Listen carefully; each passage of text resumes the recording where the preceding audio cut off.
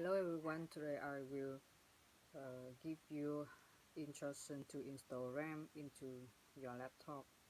First, your laptop must be completely powered by energy, and you have to turn it over and remove the battery too. Second, unfasten the screws to get into the case. Please carefully pull up the back plate and make sure not to bend any part of the case, otherwise you have a heck of the time getting it back on. Next, you should remove the battery, remove the pack, locate the memory slots, and grab the new memory module so that you can ready to install. Then you find the location of the current memory slots on the motherboard.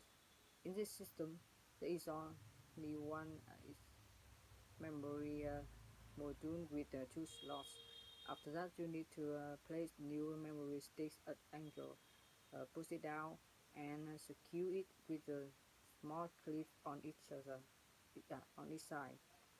The memory stick only goes in one way.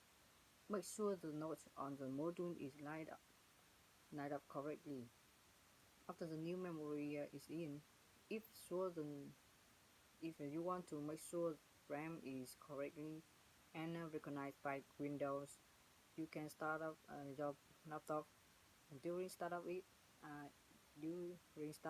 if you hear just one beep, everything is cool.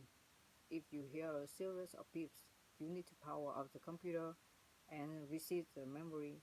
Finally, putting PC back together, and you have completed the installation of RAM into the laptop. And thank you for listening.